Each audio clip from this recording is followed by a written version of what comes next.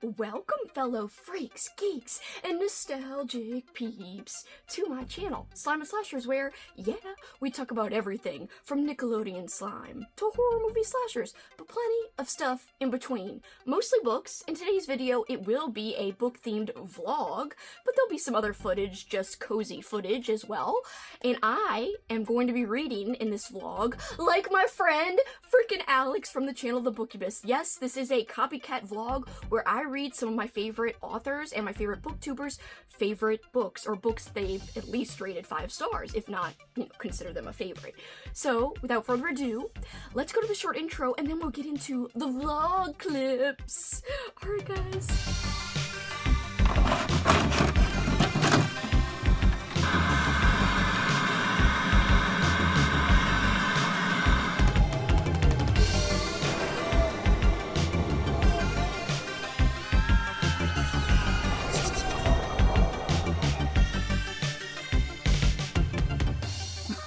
Why did the hey, oh, hey. Raise your hands in the air. I don't know why I can't forget it. I'm hyper. I just finished my first book. I should have checked in before I finished, but I was really enjoying it. So I decided to go a different direction than what I originally planned, and I read When Darkness Loves Us by Elizabeth Engstrom. After looking at Alex's list of 5 stars, I decided to pick that one up because I knew there was an audiobook, and I had a goal in my reading journal to read at least one Elizabeth Engstrom book. I thought it was going to be Black Ambrosia, but I didn't see that Alex has rated that. So I decided When Darkness Loves Us. I was like, okay, well, let's just see how this is going to be. Great writing, not what I expected. Really grim, really bleak story. I wouldn't say it's traditional horror where there's like a lot of fast-paced action. I just think it's really dark. It's, especially the second story, so When Darkness Loves Us is a collection essentially of these 2 novellas. And the first one, which is the title story, When Darkness Loves Us, I don't want to give away anything, but that one's really fast-paced. It starts right away. That's like definitely a 5-star story. Then the second story is really hard to read because there's a lot of discussion about this character with a handicap, a mental handicap, but also with some trauma that helped cause that mental handicap, but she also had a physical handicap of like on her face as well. I don't want to give away anything, but it just makes you think about the hardships that women have to go through. Also, I think hardships of people who don't look the norm or act the norm, how they have to deal with different things from society, how some people can really be horribly cruel to anyone who's not like them, whether in looks or in personality, and some people are nice and caring. So I thought the second story was slower, but there was a reason it was slower and drawn out. It was to explore all of those things and to really build up the characters in the story. And I actually did really like it, even though it was hard to read at times. I would say that one was like a 4.5-star story. So total, I think I'm giving it a 4.5 star, which is super close to Alex. And a 4.5 for me is really good. It means it's a standout read.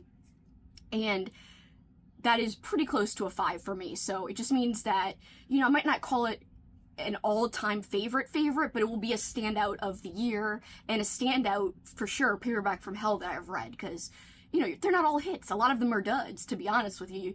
It's few and far between sometimes that you could find a really great one. But this one I thought was really wonderful, especially the writing. The writing was flawless. So I'm excited to read Black Ambrosia by Elizabeth Engstrom, which is probably the book I'll read next by her, but not next in this vlog. So we'll see what I get to next. I think it's going to be another bleak story, but a more modern bleak story. So We Need to Talk About Kevin is the next book I think I'm going to pick up. And again, Alex gave that one 5 stars. So I have a feeling that this is going to be a 5-star for me too. I think we're going to have the same rating, but only time will tell, so I will take you guys along with me. I should also be watching some Giallo movies this week, since Alex is the host and creator of Giallo July. I thought it would be appropriate to watch some Giallo in this vlog too. So we'll just see, and I'll take you along as I go, and I'll check back in when I can.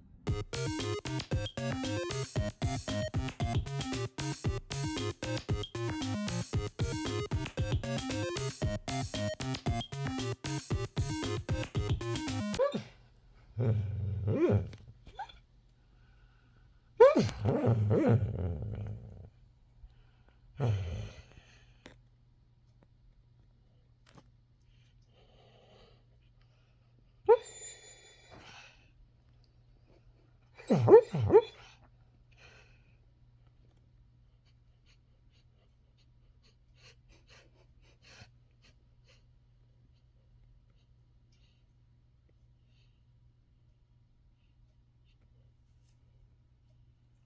okay?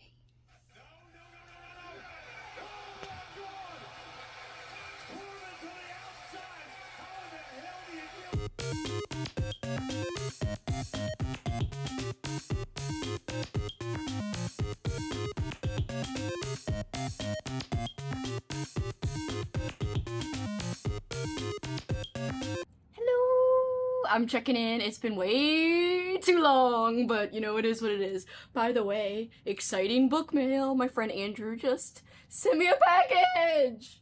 I'm not going to show you all the books because I'm doing this for Patreon. I'm doing a little book haul, but I did want to highlight a few of the books, so you just get a few sneak peeks. Willow! I love the movie Willow, and I do the Willow voice, and then he sent me the novelization for Willow, and I'm very excited. I heard this is really good.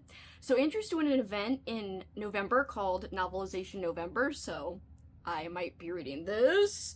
Then we've got Cruel Jaws, hell yeah. I'm gonna save some of these to show. Let's see, I will say, he got me Pin, or gave me Pin, he already had it, but I'm very excited because this is an amazing cover. I love this book, it's one of my favorite Paperback from Hell books. I've already read it, but I didn't own an old school copy, because look how amazing it is. Creepy ass Pin. I want to watch this movie, hopefully, for Halloween time. Alright, what else? Also, Rocky! Rocky for life! Okay. Lots of cool stuff. And also a nice new copy of The Light at the End, because my copy, this is one of my favorite books I've read this year, and my copy, not only did the back fall off, but it's like breaking apart. Hell no, and look at the front all chipped. So thank you so much, Andrew. You can find Andrew at It Came From the Page. He's an amazing and wonderful person, and he makes great content, and he'll tell you don't subscribe, but don't listen to him, and do subscribe. So please excuse all this stuff in the back here.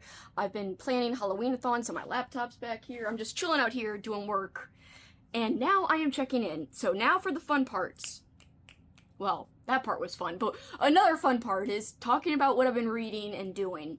So because of Giallo July, I've been doing a lot of Giallo-inspired things, including watching Giallo movies. I'm a little behind on where I want to be with my movies, but I have been reading like Alex in honor of this whole readathon and watchathon because it is her event. And I love Alex. She's one of my favorite people, much like Andrew. So this vlog has been so fun. I am trying to show you a book I finished last night, and I don't have it. So I'll just have to put up a picture. But okay, so first, last time I checked in, I was about to start We Need to Talk About Kevin. I started it and finished it since I've last checked in. Amazing book. Not perfect. I didn't really like the style of writing, which is a series of letters that this woman, this mother, this wife and mother, has been writing to her husband about their son Kevin and their experiences raising Kevin, even going back to how they decided to even have a family, like start a family, and why they decided to have a child. Was it really good enough reasoning to do so, etc., etc.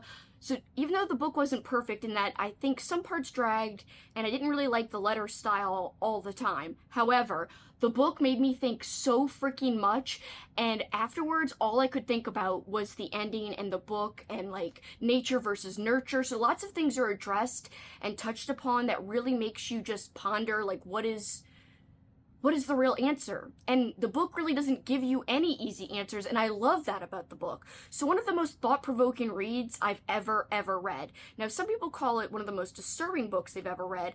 I wouldn't necessarily say that it's disturbing per se. The idea of, you know, raising a child and the child going on to do something horrible, which is essentially the premise of We Need to Talk About Kevin. Kevin does something unspeakable, you know, he becomes a killer, essentially. And that's not a spoiler, that's in all of the synopses of the book. But, you know, being a parent of that child who turns out to be that way, is it your fault? The guilt you feel, the questioning, what could I have done, or was this just destined to happen because of, nature? And that's where nature versus nurture comes in, the whole concept, the whole debate. What is it? Is it a mixture? Is it something that we can even measure or figure out? I don't know. Anyway, the book did make me cry. It made me emotional at the end. I did tear up and I was like, what the hell? So because of the way it impacted me and the way it made me think for literal, not just hours, but for days after finishing it, I am giving it a 5-star. So Alex gave it a 5, I'm giving it a 5. So far we are very aligned, Alex and I. So our tastes really do match up quite a bit. However, I do want to give an update that I did start my third and final book for this vlog, and that is The Moorstone Sickness. I think that's what it's called. Anyway, it's by Bernard Taylor. I have read a book before by Bernard Taylor. I was gonna start a different book for this third book in the vlog, but I decided I need a book with audio, and with audio that is shorter and that I can get into because I've got to start another vlog. So I decided to go with The Moorstone Sickness. And it's okay so far. I don't think I'm going to give it a 5 like Alex did. And this is where we differ. Sometimes she really likes slow burns a little bit more than me, and she likes, I don't even know how to describe this book really, quiet horror a little bit more than me. I like a lot of quiet horror. It's just this one, and I think maybe I'm a little biased because I have read a Bernard Taylor before, and people have praised it. What was it called? The Reaping? I thought it was okay. I didn't think it was great. So I guess ever since reading that, I just haven't been gung-ho to pick up Bernard Taylor, even though I've had friends. My friend Kelly from Kelly Hooked on Books, Alex, again, the Booktubers, they have rated Bernard Taylor books 5 stars. They have rated Bernard Taylor books very highly. I just know from my experience with The Reaping that I just thought it was okay, but I was really wanting a lot more. The Moorstone Sickness, we've got essentially this couple, they move to the country after their child dies, and they're trying to adapt to life in the country, but things are a little bit strange there. The people are a little bit too nice, and it's a lot of older people, and they welcome in a lot of younger people. They don't want to welcome in a lot of older people. Anyway, I can guess the direction this is going in already. I'm definitely over 50% in. I don't know exactly how much because Audible doesn't tell me the percentage, but I have a feeling this is going to be a 3.5 or 4. Alex gave it a 5. So this is one of the instances where we don't always agree, but for the most part, as you've seen through this vlog, we have very much agreed and been very close to the same exact rating. This is where we differ, but I'll have to finish it and I'll come back for my final check-in.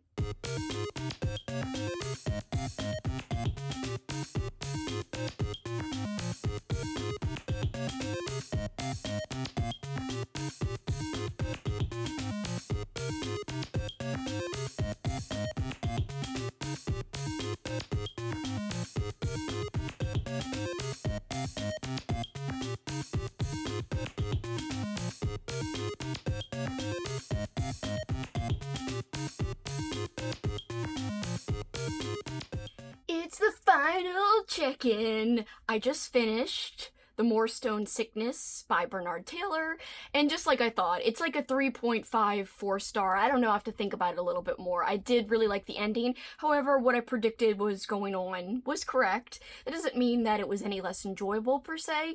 It's just that some quiet horror really works for me. Other quiet horror, I'm just like, I don't know.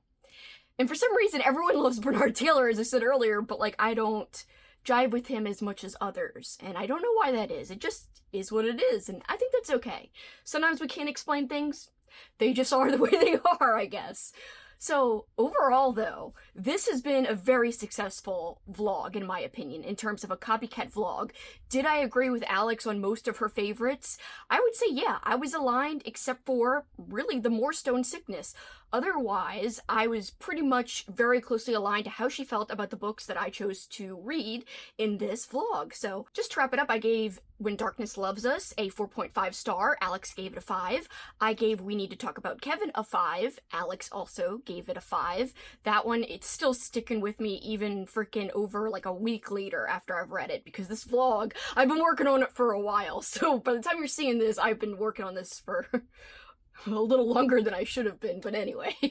And finally, The Moorstone Sickness, which I'm still debating 3.5, 4. Of course, Alex did give it a 5. That's where we differed the most. However, mostly aligned, as I said, and I think a success. I found a new favorite book and we needed to talk about Kevin. And also, I'm so excited to read more by Elizabeth Engstrom because I really loved her writing style for When Darkness Loved Us. And I own Black Ambrosia, which is another book by her, and I'm so eager to get to that now, so this makes me excited. Alright guys, so please be sure to check out Alex's channel. She's one of my favorite people. I love her style, she's so sweet, she loves vintage horror, and she also loves modern horror and weird horror and all kinds of horror, and she loves movies.